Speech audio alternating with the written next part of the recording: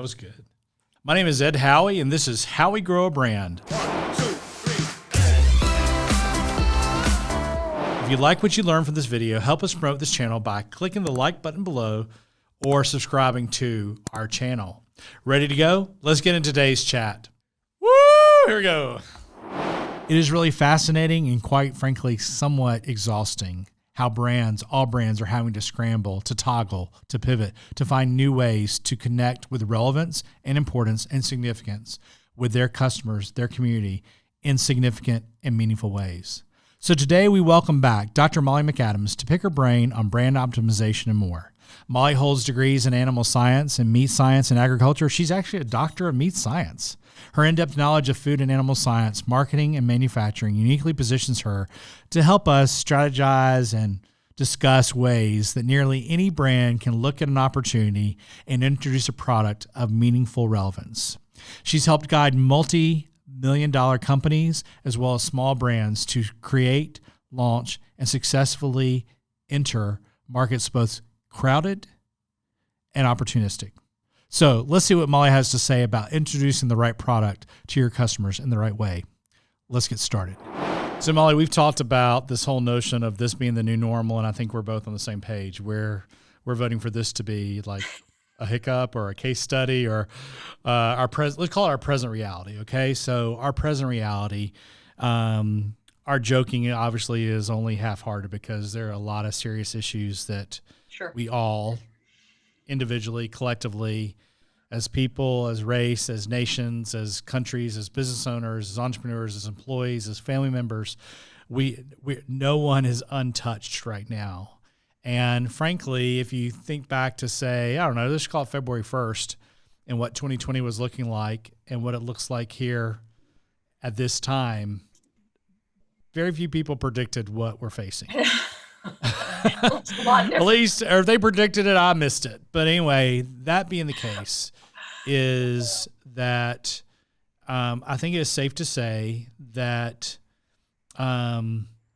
everyone has had to reassess nearly every, let's just call it multiple factors of their life, right?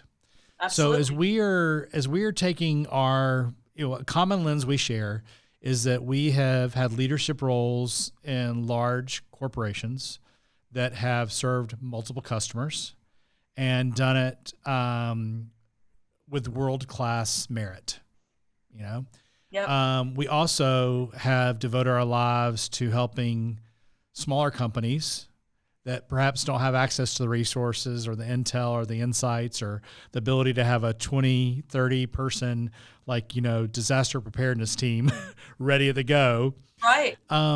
So what I want to do is let's visit a little bit about what are several things that we would hope that entrepreneurs and business owners are considering relative to consumer dynamics that we just hope that they're considering based on some observations we've had. Some may be more scientific than others, but anything that as you look at, okay, you're sitting down with an entrepreneur tomorrow and saying, okay, as you look out the next 6, 12 months, here's some considerations you really better keep top of mind. Yep. You want to go first or you want me to? I'll throw one out there that is near and dear to my heart. And one of the things that I think is really important to consider is how your product is packaged. So, packaging, I'm passionate about packaging anyway. I love everything about it. But right now, safety in packaging and communicating clearly around, kind of the functional attributes of your packaging is really important. As consumers have really been driven towards online grocery shopping, other categories as well, right? So not just grocery. I always tend to think in terms of food, but online shopping in general has skyrocketed. That's a learned behavior that my prediction is it's not going to change back to what it was before. It may change back, but I don't think it will go back to where we were. There's just been too much momentum in the other direction. And that really drives how you present your product to the consumer, when it gets shipped directly to their home. Kind of how the packaging presents itself both functionally as well as aesthetically. And I think the repercussions there are enormous. So if you're a packaging engineer right now, good for you.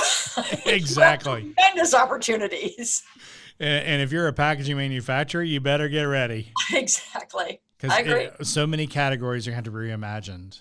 Oh, yeah. You know, one of the things that I think of that perhaps is even outside of the whole retail world directly, but that I would suggest that almost every consumer is living in a certain sphere of fear that perhaps they're not used to. I was visiting with some folks Friday morning, actually, and I made a comment just kind of haphazardly or half-assedly, and I said, you know, it's really weird. It's like several months ago when I would dream about something in the future. Right now, I seem to be dreaming about what I just did today or what I'm about to do tomorrow, and I wake up and I'm not really sure if I was dreaming it or living it. And like 80% of the people in the room went, yeah, me too. Are you seeing that, Molly? Oh, I thought it was just me until I read about the exact same phenomenon. It was either the New York Times or the Wall Street Journal. Wow. And when I read that and what's happening collectively with people and their dreams, it did solidify in my mind that, first of all, people's fears are their own, right? So, just because you don't fear the same thing doesn't mean that they don't fear it just as deeply or more passionately or more powerfully. And they can never be trivialized because it's so profoundly personal. But the fact that the most of our nation is having nightmares right now, something is going on, and it's deep and it's psychological, and who knows what it's driven by. It could be because you're afraid that your children aren't getting the education that they need. You may be afraid because you lost your job and you don't know when you're going to get it back. You might just be afraid of getting sick. I said just be afraid. I didn't even mean to say that. You might be afraid of getting sick with an illness that people don't know a lot about. It's deep, and that piece alone, Ed, when you think about where consumers' minds are right now, assuaging that fear is critical. Acknowledging that fear and then working around it. Boy, that's a big strategic platform right now.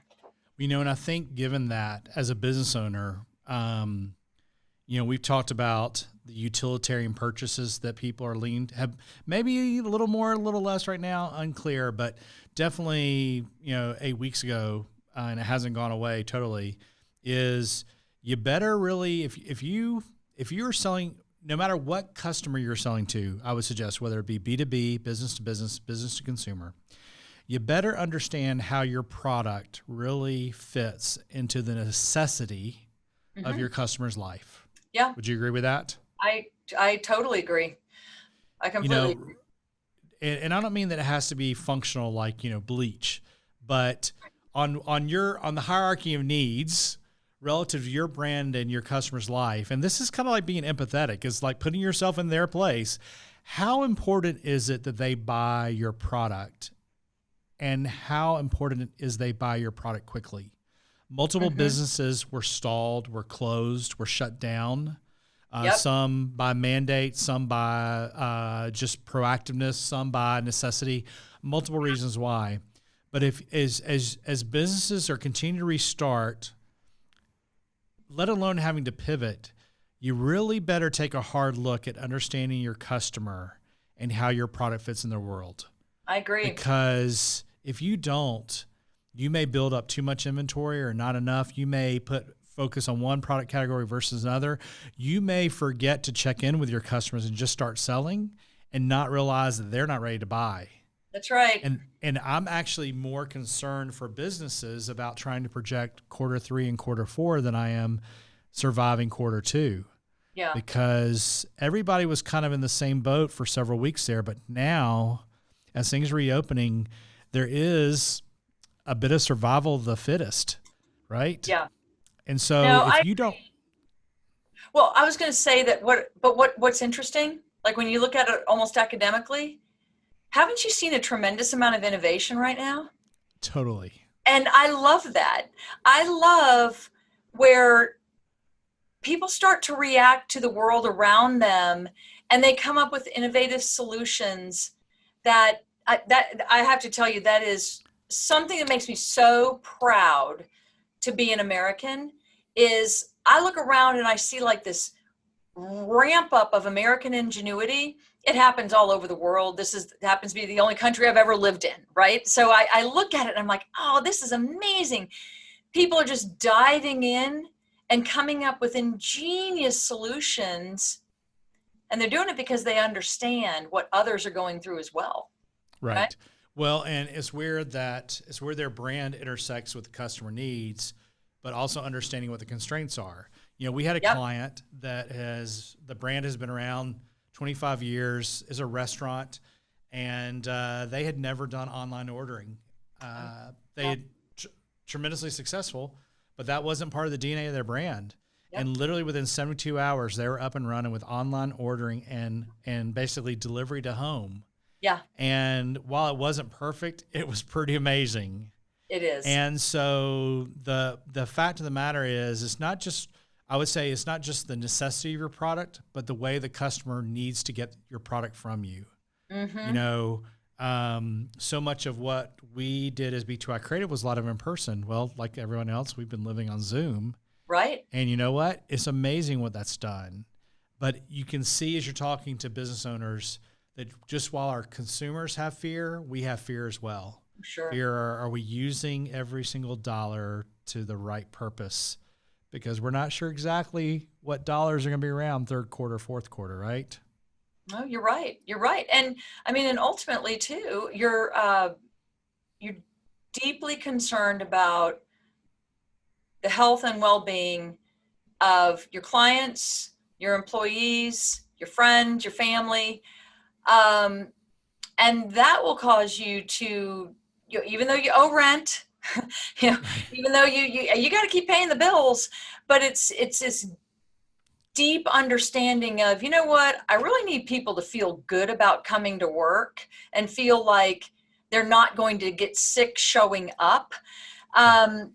And it has, I mean, I hate to call this an enormous case study, but I have to tell you what the world has been through since, let's say January, February in particular. It's really been overwhelming.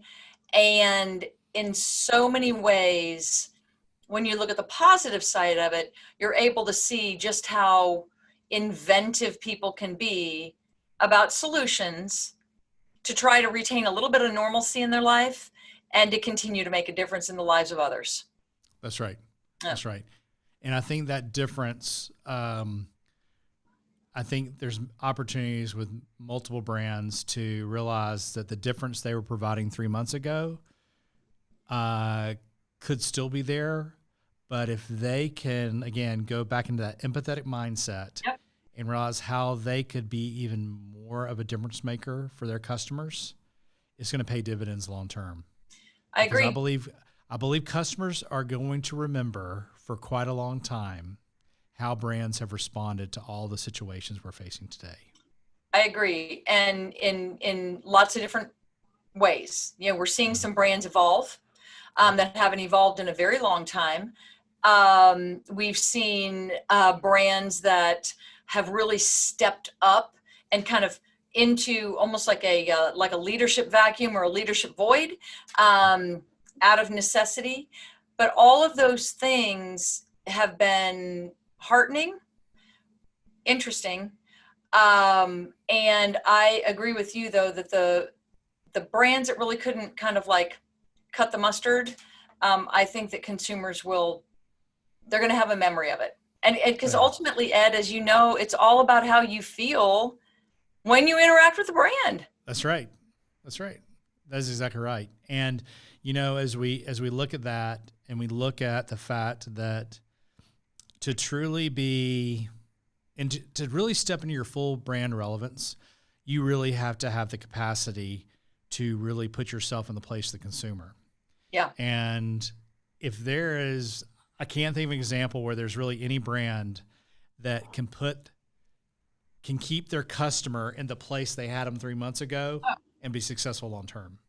I I agree. can't think of a single category. I can't either. And Yeah. my concern for business owners, for business leaders, is that, speaking from personal experience, we've all been in a mode of triage Sure. the last 3 months. Yeah. It's been, okay, which one's bleeding more, if you will. Yeah. And that's probably not going to go away anytime soon either. Right. But you got to be thinking ahead as far as what place of relevance, of meaning, of value do we serve our community, and how can we do it even better? Mm-hmm. I know you and I would say a commonality we have is this whole principle of optimization. Mm-hmm. Is like, well, this is good, but how could it be better? Sure. And another aspect that I know that has been exciting about the different things that you've gotten to work on, as well as I, is the opportunity to add value. That is to enable products, brands, people to do things that perhaps they either didn't think they could do or didn't know they should. Yeah. One thought I've had is that value add, the definition of value add, that equation has changed significantly over the last 3 months as well. Would you agree with that? Yeah, I definitely have. And I think that one is going to be interesting to see what consumers go back to. So when you are kind of locked down in your home, and you haven't had the luxury of going to restaurants, cooking has the knowledge base around cooking over the past 3 to 4 months has increased exponentially. Totally. You either have regained skills that you forgot about, or you have learned skills that you never had, and you, out of necessity, you had to do that. That, I think, is really a fascinating thing to think about, back to when you think about food in particular, because I don't know how much of that is going to go away and when it's going to go away. As our little family, we've enjoyed eating together and, sitting around our dining room table and talking. And normally, our lives are so crazy, and it'd be a matter of like, okay, I'm on my way home from the office. Can I swing by and pick something up? And that went away overnight. So that's a trend that's going to be really interesting to keep an eye on. A little bit of disclosure, and it's a bit of dichotomy, but as you were talking, I thought of two things. One was that a shout out to, I want to get her name right, Kelsey Bernard Clark. She was Top Chef winner last year. She's got a restaurant, Eat KBC, I believe it is, in Dothan, Alabama. And my wife and daughter learned that they could get online and Zoom in to a cooking class to where they receive a PDF of all the ingredients to buy and the instructions, and then get to cook along with 50 other people, with Kelsey from her kitchen, teaching how to make biscuits. I got to participate in that one. That was amazing. So one, what that represents as far as just a dynamic. Would those 50 people have taken a cooking class at your grocery store at Sur La Table or something like that 3 months ago? Yep. Are those people going to take more cooking classes when this is over? Who knows? Right. But talk about ingenuity. I'm not sure exactly what Kelsey was facing with her restaurant, but the fact that she was able to figure out a way to monetize her gift to the world and do it in a Zoom cooking class and get 50 people to pay $75 for an hour. I mean, hats off to her. And the fact that not only did it teach us something, but it created a memory. I mean, we actually, as you know, did cinnamon rolls on Saturday. Me, my wife, Catherine, our daughter, Sarah, and our son, Parker. I mean, we have not cooked together, the four of us at the same time, months, maybe years. But we made cinnamon rolls together, and it was a precious memory. Yeah. And Kelsey made about $5,000 in 1 hour. Love that. Okay, so you talk about that, and is that a necessity? Don't know, but it served a necessary need for our family. So that's, you could call that value add, you could call it superfluous, but I believe it is a reality, to your point, that people are cooking and doing things they never imagined they would be doing 3 months ago. Yeah. The contrast of that is this whole utilitarian mindset. And, I'm embarrassed to say, but probably more people would admit this than they want, is that, I don't like eating food that doesn't taste good. And what I mean that is that I've been known to throw away food that is perfectly edible, but it doesn't taste good. Yeah. And, I try not to be wasteful. I try to be, diligent, but I have not had a situation ever in my life where I didn't know where my next meal was coming from. Okay. Right. I agree. And so that has created a behavior which is perhaps not as grateful sometimes of what I've got and being, there's too much salt, I'm not going to eat it. Well, I had a situation, this was late March, early April, where I was making dinner for myself and we had some leftover cooked chicken. We had some cauliflower rice, and I thought I came up with a great sauce to go with it to make it like have flavor, because, cauliflower rice and chicken, not much flavor. Well, it had flavor, but it was not a good flavor. And it wasn't unsafe, and it wasn't inedible. It just didn't taste good. Unsavory, uncraveable. Okay. Yeah. But you know what? And I don't say this righteously. I say this like kind of embarrassingly. I ate it. Yeah. I was not about to pour that bowl of cauliflower chicken that tasted really kind of like blah. I was not about to throw that in the trash can or down the disposal, because you know what? We had one package of chicken left, thawed in the fridge. And we were trying to go to the grocery store as little as possible. And I've never lived in that kind of world. Yeah. And it just kind of resets your tolerances. Have you seen anything similar? I have. And here's what I've personally learned. And it's kind of my hope for everyone who's gone through this kind of collectively, right? And the hope is that you can always internalize and understand your own behavioral motivation, as well as kind of comprehend and perhaps build some understanding around the motivation of others, right? Yeah. And are you saying like empathize with others? Yeah, I am, but I can't tell you how many times since February that I've talked to people, and this is interesting, right? Because the way that you know me, it's not like I'm usually a calming, balm for others. I'm kind of like, nah, deal with it, move on down the road. But several times I literally have said, look, I really think right now is a time to extend grace towards yourself and towards others. Everything we're doing is unprecedented. Have a little grace. I have said, please, more. And it's not a bad habit of mine. I say please a lot. I have said please to a fault. I have said thank you to a fault. I've thanked people that normally I would just like, okay, they provided a service, that's great, and you kind of keep going. I hope that those types of lessons are the lessons that we're going to take away from this, right? Which is, I learned how to cook a little bit. I learned how to really appreciate special time with my family where all we did was make some cinnamon rolls. I learned how to make a mask. And if you don't think I was cussing like a sailor while I was making that stupid mask, I was, but I've got them. Right. But it's all those little things that whenever I see something like this as a person, I always try to figure out how do you make that go forward for the next while in your life, the next chapter in your life. But then ultimately too, it's like, well, as a business person, what does that look like?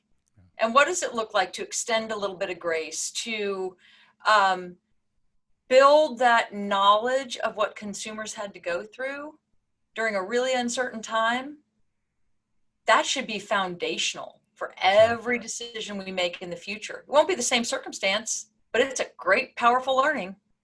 Well, and with that, extending grace, and I love the fact that you said extend it to ourselves and others, because, I have felt unperfect multiple times daily the last 3 months. I was going to say.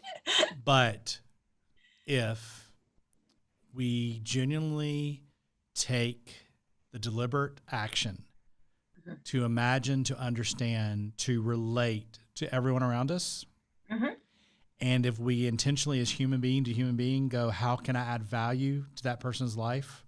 That's right. They to mine, and we do that deliberately, that's kind of funny. It works for business, but it more importantly works for life, right? It does. Yeah. No, I agree. Right. And I that is truly my greatest hope is that we all, as a world, we come out stronger, at least for a short period of time. Right? Well, and what I love is that I think it's safe to say universally that it'd be hard to understand anyone trying to rationalize how they want it to go back to the way it was in any facet of life right now. Yeah. No, So, you're right. Thanks for the great chat. Always enjoy visiting. Thanks, Ed. Take care. Hey, Molly. Thanks. So that's it for today. If any of this works in your business this week, I'd love to hear about it in the comments or just message me. I'm Ed Howie, and you've been listening to Howie Grow a Brand. Hope we've inspired some joy in you, and you'll inspire some joy in others. See you soon.